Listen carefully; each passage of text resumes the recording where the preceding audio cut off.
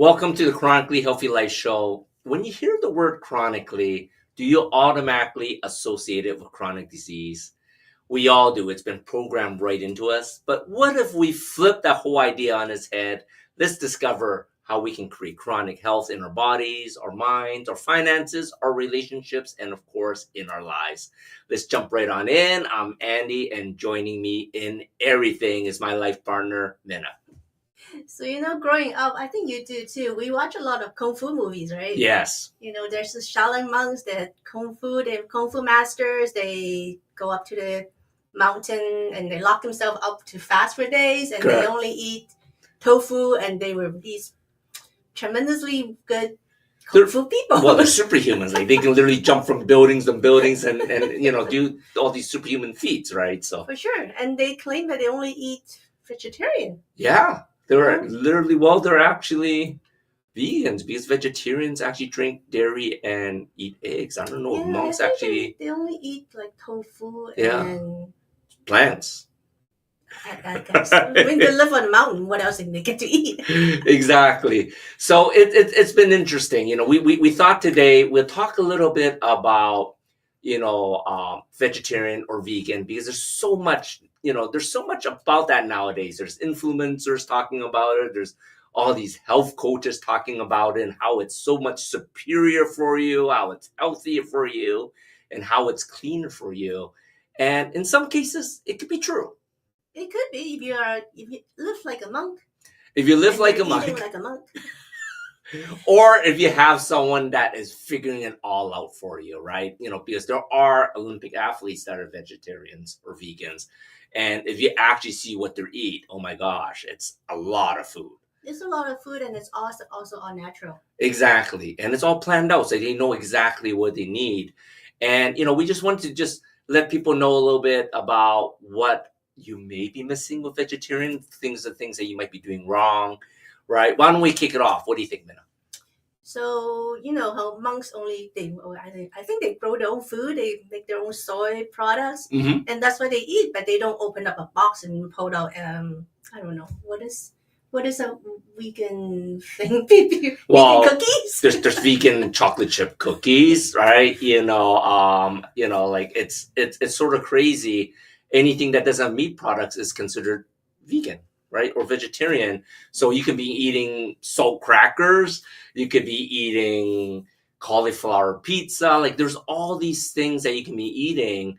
But the biggest problem, like you said, is like it's not harvested from real things, right? Right. Everything is Pizza is not just cauliflower. There's got of fillers exactly to bind it together to make it look like a pizza, but it's just cauliflower and something else that you don't know what it is. Exactly. And then we come into like the dirty dozen and the clean 15. There are so many chemicals that is in certain foods that are labeled as very healthy, like strawberries, kale, spinach. These things are like so high in nutrients, but they are also the dirtiest, right? So here you are. If you're not eating organic, you're eating a lot of pesticides, a lot of chemicals that is actually less healthy and can actually hurt your health more than actually eating those products.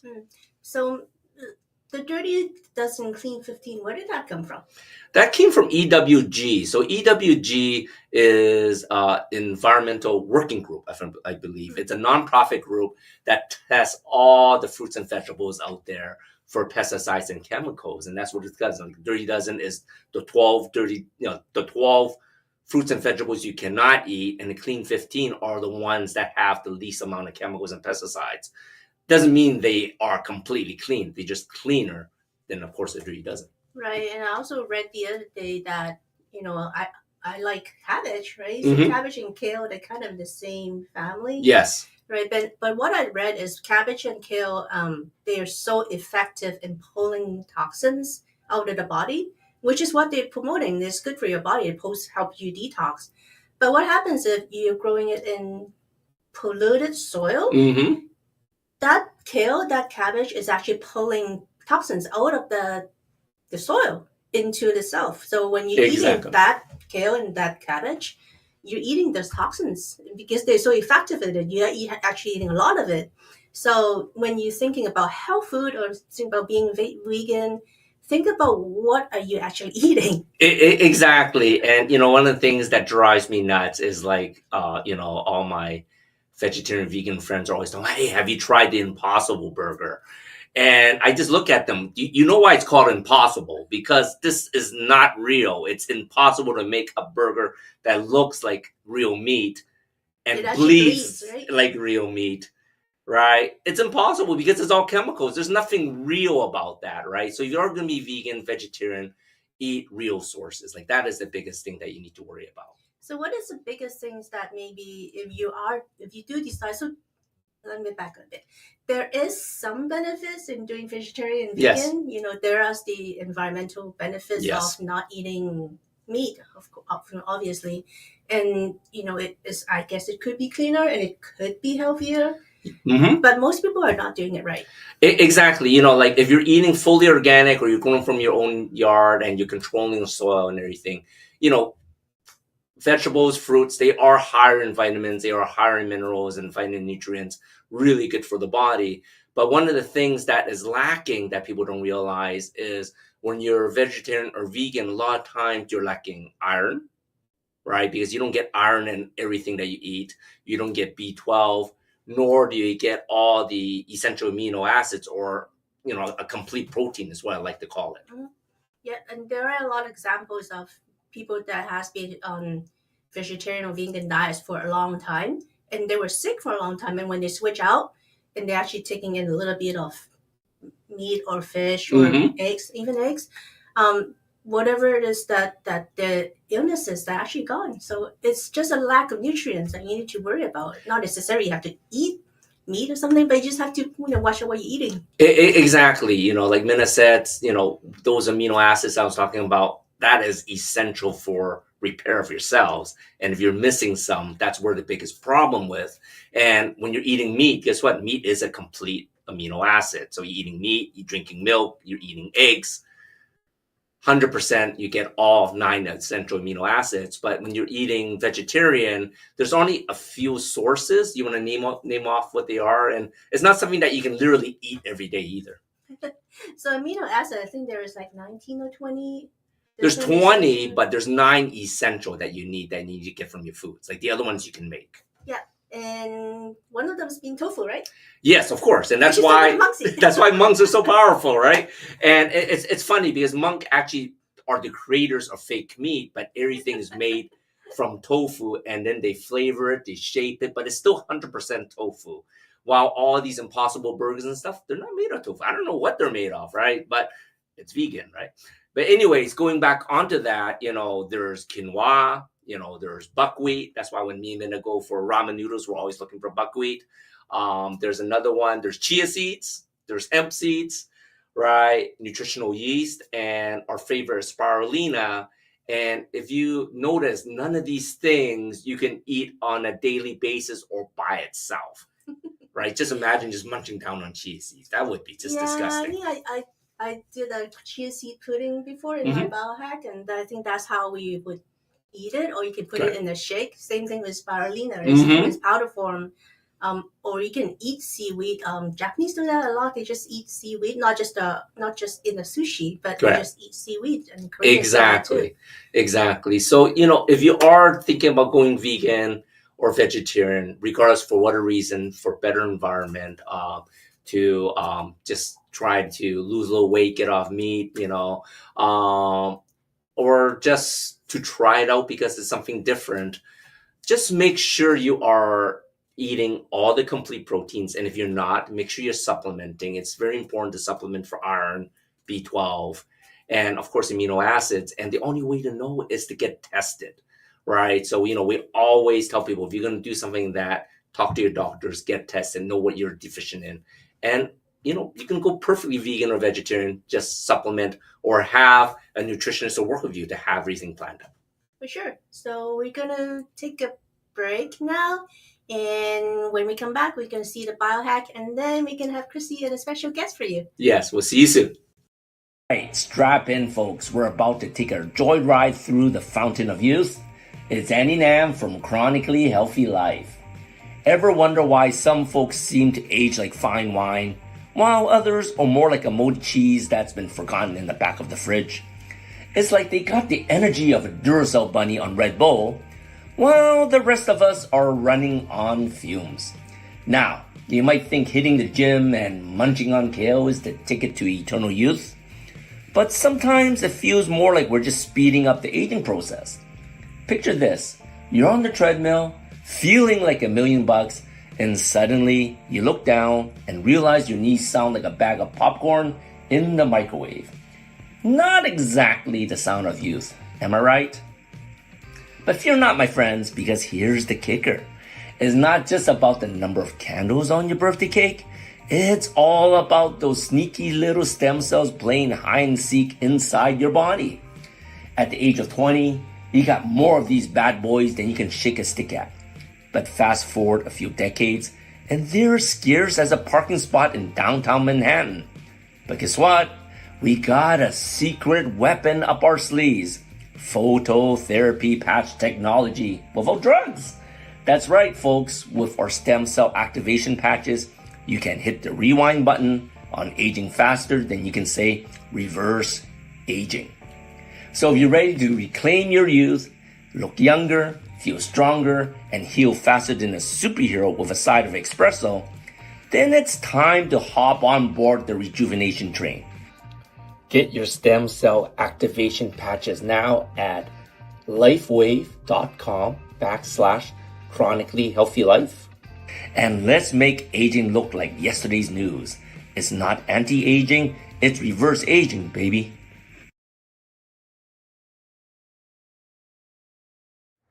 Hi everyone, it's Andy from Chronically Healthy Life, and continuing on our biohacking series, Inflammo-geddon, we're talking about inflammation, especially chronic inflammation, and we're going over ways that we can measure it. Last week we talked about the waist to hip ratio. This week I'm going to show you another simple test. All you need is a simple meter called a keto mojo, and that's what this looks like here. So our bodies are sort of designed like a hybrid car where you can burn gas or electricity for fuel, but in our case we can burn sugar or fat for fuel. And when your body is imbalanced, when your body's not in inflammation, you should be able to burn both, right? That's just how our bodies are designed. But with all the ultra processed foods, from all the different diets, from all the toxins and everything out there, our bodies are swaying towards one direction where we're only dependent on sugar for fuel, and our bodies have forgotten how to burn fat. And guess what? We have a lot of fat in our bodies. I don't care how skinny you look or how fat you are. Guess what? We got a lot of fat in our bodies. And normally, if your body's functioning perfectly, you should be able to shift from one to the other. If you don't have any sugar for fuel, you're not eating, guess what? There's plenty of fat, and you can burn fat for fuel. And like I said, it all starts with the keto mojo. I'm just going to quickly show you how easy this is to use. And this is very similar to the gauges that people use when they're diabetic. And once again, I am not diabetic, but my family's got the genes for type 2 diabetes. My brother actually is on waiting for a kidney transplant because his diabetes were so bad over the years. And for me, we have to be careful. It's in our genes, but it's what you do that's going to determine if you turn on or turn off those genes, right? So you got a little pricker here, and all you do is you prick your finger, easy peasy. It doesn't even hurt, right? You turn on the gauge, and hold on a sec here. Don't want to show you my butt while I am filming. I am holding a glucose strip here. Come on out, come on out. The meter is on. You plug it in, right there. And all you have to do is let it test your blood. It starts beeping, counts down 5 seconds. And what you want for sugar reading, you want a number, I would say between 65 to 85. And guess what? My number is actually 67. Pretty good number. I'm really impressed. But most doctors will tell, well, if you're under 100, you're good. Well, guess what? We don't want to be just good. We want to be in the top 5% of being healthy. And like I said, 65 to 85 is the number you want. And that's what I got. I got a 67 right here. I'm not sure how I am doing burning fat, so we're going to find out. And when you're burning fat, ideally what you want is you want a number to start off to show that your body has the ability to burn fat is a number between 0.2 and 1.0. That means your body has the ability to burn fat or in nutritional ketosis. But ideally what you want to do is you want the number between 1 and 3. And that's really going to depend on what you're eating, how you're exercising, what are you doing for your habits. And I really don't know what my number is going to be. This is going to surprise me a little bit. I fell off the wagon for a little while, body eating and stuff. So we'll see how this looks like. The ketone meter takes about 10 seconds. There's a countdown from 9. Man, this is like taking forever trying to get my number here. And my number is 0.3, right? And 0.3 means my body has the ability to burn fat, but it's not burning fat for fuel. So I'm not too happy with that number. I'm happy with my low glucose number, but not happy with my ketones number. But that's all right. This is a great way to find out where you are so you can make changes in your diet, lifestyle, and everything, right? So once again, Keto Mojo Meter. For those that are interested, click on the link below and you can get yours. A package price is right around $90, but it's a great way to figure out what you can or cannot eat and to help your body get into metabolic efficiency, lower inflammation, and feel amazing and live longer. That's our tip for this week for a biohacking tip.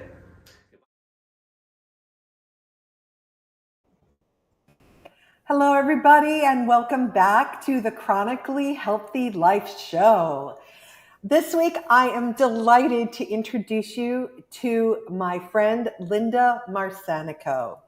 She writes and blogs about love, compassion, playfulness, visualization, meditation, and stillness as a road to a joy-filled life. She is a psychologist and spiritual coach who looks at the whole person. Linda embraces coaching techniques with a spiritual focus.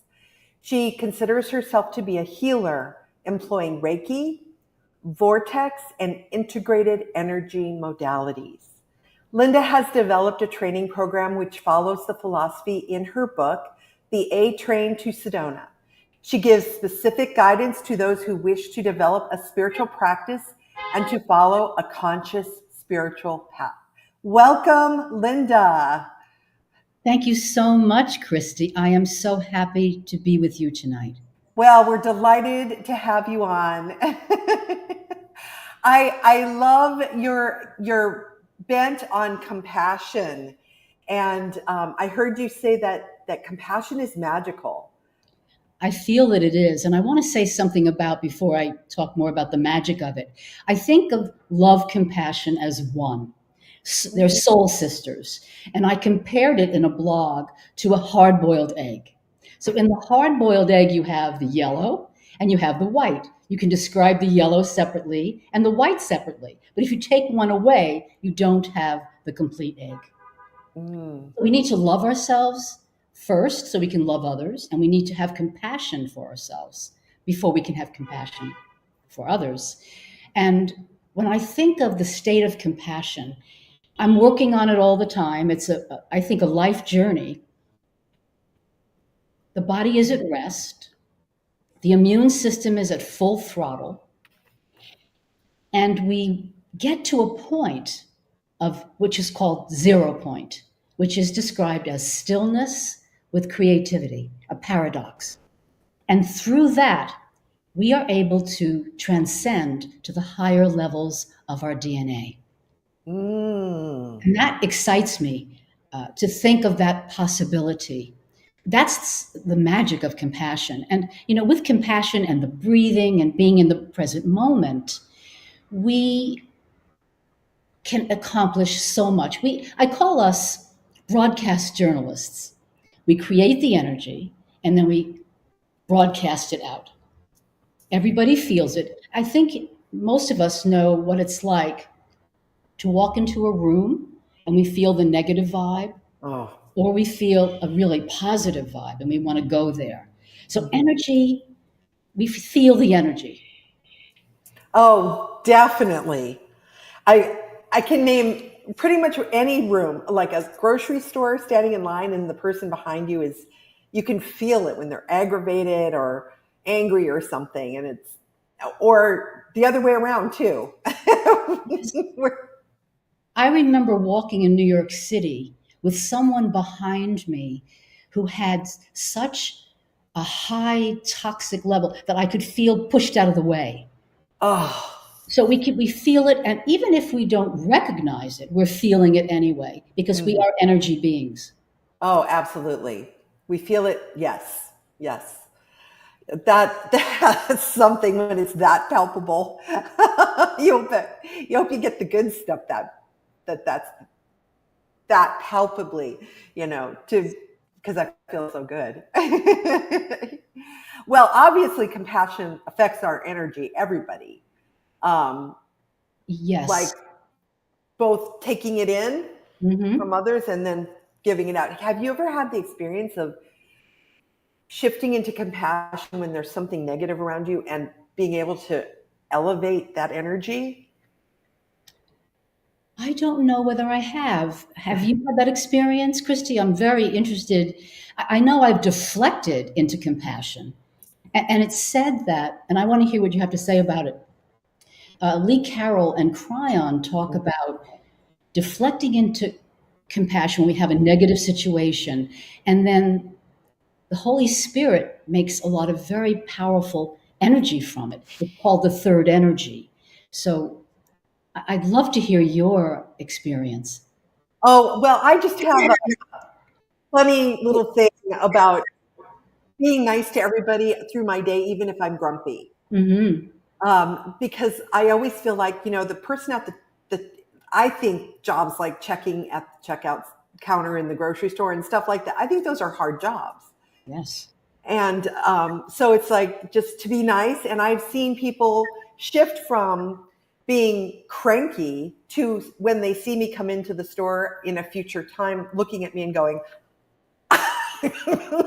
like, she's there. And because they know I'm just, when I come up to them and they check out, that I'm going to be nice to them. Yes. Even if I'm grumpy, I have to.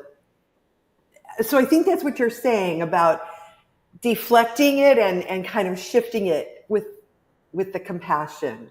Yes. And I had my cousin told me of a story. She was in a supermarket and she bumped into a woman who became very upset.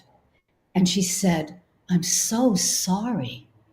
And the woman melted with that sentence. And there's that ripple effect. mhm. We share a smile, we put our hand on someone's shoulder to comfort, and it gets passed along. Yes, yes. It pay it forward. It does. It gets paid forward. It does. You never know where that ripple's going to go. That's why it's important to choose love over fear. And we have many opportunities to do that. We interact daily. Think of the many interactions we have. And when we choose love, we choose this. When I say love, I mean love and compassion. Yeah. We choose a powerful emotion, a powerful energy. Now, when we have these interactions, sometimes we have a reaction. If it's a negative something, there's going to be a reaction. And it's an opportunity to ask, what does this say about me? Because our spiritual journey is all about us. What does this say about me? And what can I learn about myself? And so, with that, the journey is an inward journey. We ask, we go inward, and we really want to get to the loving core that is inside of us. And that's where Creator exists. I love that. I think, we've talked a lot about how trauma has covered up. So there's so many layers that we get, that core gets, it's like being under a bunch of blankets. Yes. And peeling them away and starting with self-compassion. I love that you said that. That is a big deal. There's a whole lot being said about trauma. And it was Candace Pert who discovered the opiate receptor in the brain. And then she also talked about the neurons, not only the peptides, not only going through the brain, but going through the whole body. And she said the body is the unconscious. So I want to say that when we have something happen and we know what it is, we have an experience. We can deal with it, we can pray about it, we can work it through. But when we disavow it, we send it to the body. And if we keep on doing that, we start to get aches and pains, and eventually we have a disorder, an illness. Mm-hmm. So letting go of what doesn't serve us is so really essential. Absolutely. Not practicing, I'm not going to look at that because then I've heard it said trauma lives in your tissues. It does. And yeah, that makes sense to me. What you just said, that how it can turn into a disorder or a disease, or both. And that is a really, really critical thing. We have to first look at ourselves and take responsibility for that. It's like maybe we couldn't control that situation, but we can control our reaction. It's so important to be able to step back and ask, how do I want to respond here? And to choose to be loving. And, sometimes we fail at it. And I have a story to tell you. It's in my book. I was living in a condo, and there were 3 families. And the 3rd floor couple got pregnant, and they put their carriage right in front of my door. So when I opened my door, I saw this carriage. And I asked them, could you please put the carriage in the lower vestibule? Could you put it in the upper vestibule? They refused. I asked the wife, I asked the husband separately. We got nowhere. Now, should this happen now, I would offer to move the carriage. But I was less evolved. I was angry. We were just in conflict for months. So, Christy, I think an angel must have whispered in my ear. I decided to recite an affirmation. I am a bodhisattva, which is a Buddhist affirmation. I am on the path to enlightenment. So I would come home from work, see the carriage, and instead of being angry, I would say, I am a bodhisattva. I am a bodhisattva. Repeated. I am a bodhisattva. And they moved the carriage.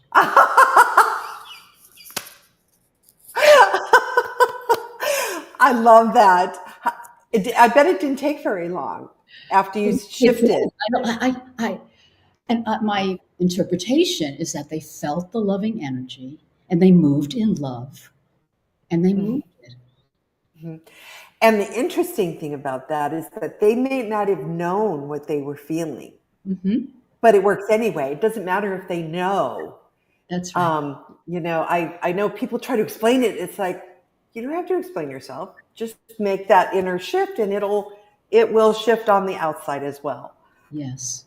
We're constantly, with the shifting into love versus fear, we are creating this wonderful energy that is felt by everyone. And we are really the change that everyone would want to see. Most of us would want to see. But most of us do want to see that change. Yes. Contrary to whatever they show on television, which just don't watch. Right. Of course, we fail. Sometimes we fail at it. And I think it's so important to be kind in the way we speak to ourselves. So, I failed at the carriage until I could listen to the angel speak to me. And I fail at other things as well. So when I do fail, I know that I'm going to have many opportunities. Universe, because I have this intention set, because we have free will. And nobody's going to help if we say, no, we don't want help. But as soon as I say, help me, I get help. So lots of these situations come in for me to practice, not to be punished, but to be helped to grow. And it makes me think of a very funny story. If anyone knows the books Conversations with God by Neil Donald Walsh, in one of the books, Neil says to God, God, I don't want to deal with this. And God said, Neil, don't worry. You could take 10,000 lifetimes. So Neil said, oh, he said, I think I better deal with it now. Yeah. Do you really want to go through 10,000 more lifetimes dealing with this exact same thing? Well, I'm kind of thinking like, I think sometimes people imagine that if they're acting compassionate and kindly, they're being a big marshmallow and people are walking all over them. But I think there's a big difference in that. I mean, I think you can be assertive and be kind without being aggressive and rude. So what do you think about that? I think that assertion is a necessary skill that helps us on the road to compassion. Let me define what I mean. Assertion is my getting my needs met while respecting the rights of others. So I assert, I let myself be known to my family, to my friends. And in the acts of assertion, I let anger, it breaks it up. It breaks up the anger so that it doesn't grow big and ugly. And I think we're compelled to assertion because we want to be known. A lot of us want to be known. We want to be real. And when I know myself, I have more ability to be self-loving and compassionate. Now, when I'm assertive, it doesn't mean I'm always going to get what I want, but I have voiced my truth. And that's very important. Yes, it is. It's important to us. The energy changes. Somebody may not grant you your wish or shift their behavior, but they know that you've said what you've said. Mm-hmm.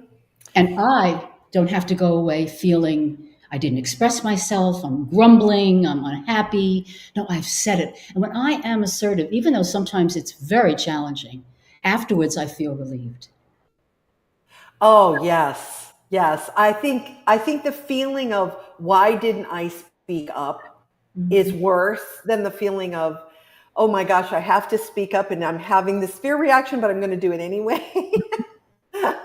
Because when I feel afraid, I know the direction to take right through the fear. That we know. When we have these interactions that we're having and we have this reaction, this is something that we can learn from. We know there's work to be done. And when we know it, we can set out to understand it more and work in ways that enhance ourselves. Yes. Yes. Oh, fear is the enemy of it's just the enemy. So choosing love over fear, if you assert and use your voice, Yes. speak your truth, you are choosing love over fear by doing it with kindness. Yes. And a lot of it is internal fear that is just like been programmed into us or put upon us. It's not even real. It could come from childhood where a family doesn't value assertion, where people don't speak about what is in their heart. There are many families like that. And I think it's a skill that's essential, like learning how to swim. It's one of the tips in the book. When I wrote the book, I went back and I thought, let me put tips in, concrete posts so people can find an easy yellow brick road, so to speak.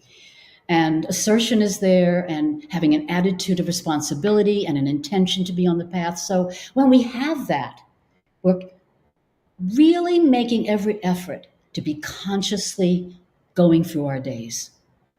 We have something happen. We don't have to disavow it.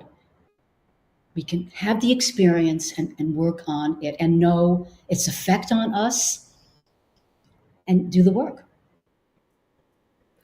That is so important. I honestly, doing the work, it's, you know, the narcissism thing is, it's all about me, is all about controlling everyone else around you. But really, it's all about me, is about me doing the inner work on myself and Very much. acknowledging and facing it and whatever it takes to work through it and let it go and forgive myself and have compassion.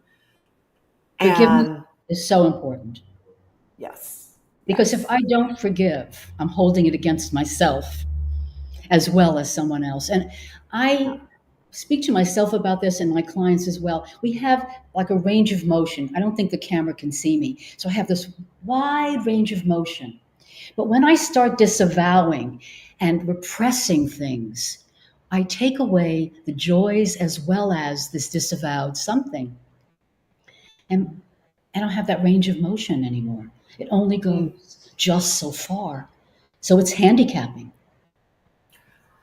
It's that just makes so much sense. And then your body, and then that range of motion, all of a sudden you don't have the range of motion in your body either, because it's locked into some part of your body, and you're like, oh, my shoulder hurts. It can And be. it never occurs that, oh, wait a minute. And I was remembering part of a blog that I wrote a couple of summers ago. I was in the gym. It was very early in the morning. Now, the gym is air conditioned. I opened the door. It couldn't have been later than 8 a.m. And a wave of heat slapped me in the face. And I thought, whoa. And I thought to myself, I'm not going to brace against this heat. I'm going to go with it. And it felt like my molecules just opened up. So I crossed the street, and I crossed the street again, and I heard a bird singing. And I thought to myself, I would never have heard that bird singing, that beautiful song, if I was grumbling and complaining about how hot it was at 8 in the morning. Mm-hmm. And it was such a beautiful moment, a joyful moment. And that really speaks to when we are not in the moment. Mm-hmm. When we have a situation where we resist or we brace because we're going into either the past or maybe the future, or in a part of ourselves where we're not present. And when you think of the word present, it also means gift in the English language. So to be in the present is one of the biggest gifts of compassion. And that's magical. Oh my gosh. Like your bird story. I think everybody can think of a time when they just took a breath and just relaxed for a minute, and then something, and it could be something like a bird or the sound of the ocean or the rain is falling outside, and turn off the TV and listen. And Nature is beautiful. Some years ago, a long time ago, I used to go I live near Prospect Park in Brooklyn. It's a beautiful park, trees and grass and just meadows. And I would go in with my headphones and but I wasn't hearing anything. So then at that point, which is kind of new to me, I had a telepathic message which said, leave the headphones home. And so I left them at home, and I could hear the birds. I could smell. I could the beautiful fragrance of the trees and the flowers. I really could take in the park, and my run, and people who were around me. So it not only awoke your hearing, it awoke all of your senses. Yes. And, Wow. and to this day, when I'm in the park, I don't put any device on. Whether I'm riding my bike or walking, I attend. Now, my voice, my thoughts might go and drift, but I do want to come back to the present moment. And it was Marianne Williamson who just inspired me. She said on one of her meditations that the present moment, I sort of think of it like this. We're in linear time, but in the present moment is the juncture where we meet the voice of Creator. So I think of it like this, all these possibilities like this. Yes. One of the gifts of compassion and being in the moment. I love Marianne Williamson. That's amazing. I like that imagery of like, if you're in the present, and it does feel like a pause. It does feel like a pause. Like you're not just rushing forward, you're taking a pause, and it does feel like things can download. And Absolutely. so meditation is all about relaxing into the moment, even if you only have 5 minutes, so what do you think are the benefits of how can this all tie together with meditation or prayer, whatever word? I'm not attached to words, whatever people want to call it. It's okay with me. With this building the compassion and letting go of the fear. And meditation can be done in 2 to 3 minutes. So if I'm starting, I could start in 1 minute a day or 1 minute every other day or several times a week. Meditation at first gets me out of my thinking mind. So I'm sitting in a quiet place, all the devices are off, and the mind drifts and I bring it back. So I'm getting out of the thinking mind. And then I can relax. As I get deeper, I go into what is called a multidimensional possibility. And at those times, it doesn't happen all that often because lately I'm very distracted by so much that's going on. But when I'm really in a deep meditation, I can receive a communication from Creator, which is so profound that it's one of the deepest benefits of meditation. Now, meditation has a lot of research that's been associated with it. It positively affects the prefrontal cortex and so many other aspects of the body. Now, in breathing itself, in the breath, we get to bring in, engage the parasympathetic nervous system to soften and quiet the sympathetic nervous system. So it's a great benefit. And over time, we can really build up a pattern of breathing. Now, prayer for me, I talk to Creator all day long. What do you think about this? Oh, I'm scared about this. But I want to move into love. And thank you so much for this. At times, I might use a childhood prayer, but it's all about right here, right now. Thank you for your help. And what do you think about this? And when I pray, it reinforces my feeling connected in my faith and in that I'm connected with everyone. Being on the path is an adventure, really. And it reminds me of how we are so connected. When I first closed my eyes, my sister gave me a book on yoga, and I was sitting on the wood floor of my living room. I closed my eyes, and I felt I could see universe in my third eye. And I thought, oh my goodness, I am connected. We are connected. It was like an epiphany. mm-hmm. Epiphany. And with prayer, it reinforces that. Because things happen and we think that people could be different. People may look different, but we are all children of God. Yes. We're all in the fabric of Creator. And knowing that it brings me peace and it reinforces my compassion. And so prayer does that for me. Yes. I had a friend called me today and told me a very tragic story about a young man who was very abused, and he's only 15, and it's very tragic. And that it's hard to go to the love automatically for people who are abusing children. Mhm. But if you can shift into that, everybody chooses their path.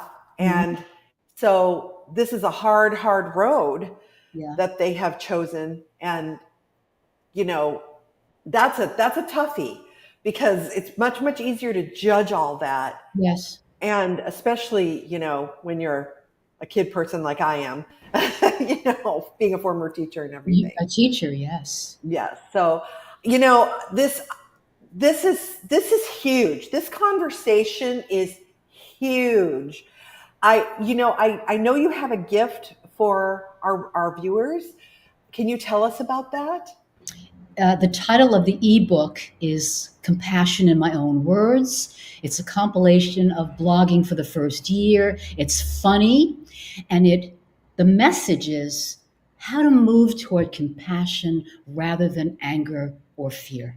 Again and Oh, again and again, about 45 different blog posts. wonderful. That's inspiration for helping us. Oh, if you can let go of that, then I can let go of this, and take a breath. I love that. That's a wonderful gift. Thank you. Thank you. Thank So everybody download your free gift from our guest, Linda Marsanico. And Linda, how can our viewers find you if they want to Well, reach out? yes, I have a website, lindamarsanico.com. You can also email me at lindamarsanicopHD@gmail.com, and I'll respond. Wonderful. And you're in Eastern time? I am. Just just so you know, people, if you're on the West Coast, she's ahead of you. So just so you know where. Well, I hope you will come back and talk to us again. I think this is an enormously important topic. And I thank you so much for sharing with us today. I would love to come back. I agree that it is huge. There are so many complex tidbits that lead to other realities that need to be discussed. And I would love to do it. And also, where can we find your book, The A Train to Sedona? May I show you a picture? Absolutely. The A Train to Sedona can be found at Amazon, at most retail outlets, Walmart, uh, Barnes and Noble, and several others. On my website, I have a page by the book, by the A Train to Sedona, and they're listed on that page. You can also order it from me, and I can autograph a copy for you and Ooh. mail it out directly if you'd like. Okay, wonderful. Thank you so much, Linda, very much for coming. Okay, everybody stay tuned. Coming up next is Kids Corner. Everybody, welcome to Kids Corner. The next summer travel safety tip around water is lakes. So my mom grew up in Wisconsin, and many lakes, Wisconsin. My dad grew up in Minnesota, many lakes in Minnesota. One of the things about lakes, of course, they're freshwater, so it's very easy to go swimming in them. The thing that can be dangerous for a lake that we have to be aware of is that the plants that grow from the bottom, here's what you have to know. If you dive down and you get into where those plants are, they tend to wrap around you. And if you struggle to get out from that, they will tighten. So counterintuitively, if you feel that plants trying to grip you, you need to relax and hold your breath and let yourself float up. Gently, you can gently breaststroke your way out, but don't panic and don't start trying to fight it, because they will tighten and hold you down. I actually learned this from my mom, who, when she was a teenager, that happened to her. But she knew from her water safety courses that if you relax, they'll just float back up again, and then you can get out. You get up to the surface where the air is. And then maybe don't dive so deep. The other thing is don't dive deep when you're in a lake. Stay near the surface and you're probably going to be just fine. All right. Have a wonderful summer, safe travels, be happy, have fun, and enjoy. Ciao.